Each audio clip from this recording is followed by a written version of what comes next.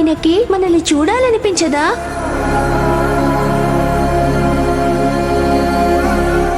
త్రిపుర,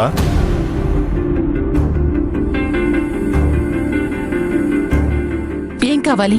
ఏం లేదు, నీతో మాట్లాడాలని వచ్చాను. ఎలా ఉన్నావు? ఉన్నాను. మీరు? నేను బాగున్నాను. పాప చాలా బాగుంది, అచ్చం నీలాగే.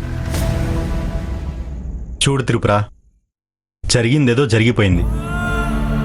ఎవరో ఏమీ మనసులో పెట్టుకోలేదు. నువ్వు కూడా దాని గురించి ఆలోచించుకో. అందులో తప్పొప్పులు తేల్చడం కష్టం. అందరం లైఫ్లో ముందుకు వెళ్ళిపోయాం. మనసులో ఏ బాధ పెట్టుకోకు. నేను మనసులో పెట్టుకోకపోయినా వచ్చిన వాళ్ళందరూ దాని గురించే మాట్లాడుతున్నారు. అసలేం చేయాలి నేను? ఏం చేయకు, అన్నీ వదిలేసేయ్. సమయం సందర్భాన్ని బట్టి ఎలాగైనా మారిపోవచ్చు. ఎవ్వరికీ జరగంది నీకు జరిగిందని అనుకోకు. జీవితం అన్నాక ఉడుదొడుకులు ఉంటాయి. వాటన్నిటినీ ఎదిరించి నిలబడ్డావు. నిజంగా నువ్వు గ్రేట్ త్రిపుర. మీ ఒక్కరికే నా బాధ అర్థమైంది. థ్యాంక్స్. నా లైఫ్ ఇంతే. మరి మీ లైఫ్ ఎలా ఉంది? వర్క్ ఎలా ఉంది? మీ వైఫ్ ఎలా ఉన్నారు? అంతా బాగుంది. నా భార్య చాలా మంచిది. చాలా బాగా అర్థం చేసుకుంటుంది. నాకు సపోర్ట్ చేస్తుంది కూడా. అదే కదా సంసారం అంటే. ఒకరికొకరు తోడుగా ఉండటం. ఇద్దరిని చూసి ఆనందంగా అనిపించింది. తనని చూస్తుంటేనే మంచి అమ్మాయి అనిపించింది. హాల్లోకి వెళ్దాం పదండి.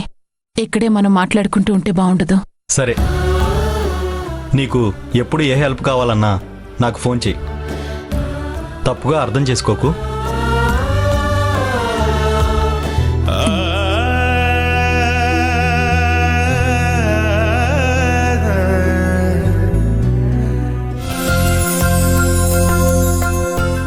అమ్మా, తైలం రెడీగా ఉంది, ఖాళీలా ఇవ్వండి. లక్ష్మి, ఇది వర్కౌట్ అవుతుంది కదా? ఎక్కువ తక్కువ అవుతే కష్టమమ్మా. ఇలాంటివి నాకు అలవాట్లేదు. అయ్యో అమ్మా, మిమ్మల్ని ఇబ్బంది పెట్టే పని నేను చేస్తానా? ఏం కాదు, ఖాళీలా ఇవ్వండి. అయ్యో అత్తయ్య, మీరేం కంగారు పడద్దు. మొన్న మధ్య నాన్నకు కూడా మోకాళ్ళ నొప్పులు వస్తే ఇలాగే లక్ష్మి తైలం తెచ్చిచ్చింది. మసాజ్ చేసిన తర్వాత మోకాళ్ళ నొప్పులు వెంటనే మాయమైపోయాయి. నానా చెప్పండి నానా. అవునవును, కాలు నొప్పికి ఇది రామబాణ.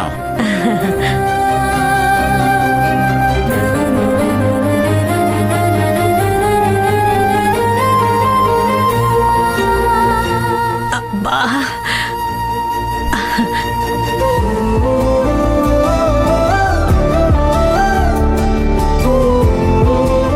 ఎలా ఉందమ్మా? బాగుంది.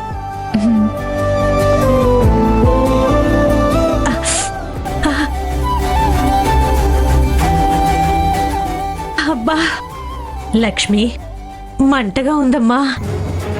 మంటగా ఉందా? అవునమ్మా, మంట స్టార్ట్ అయ్యింది. అవునా? మంట లక్ష్మి.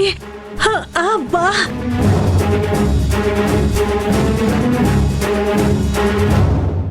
ఏమైంది? అయ్యో, మంట ఎక్కువ అవుతుందండి.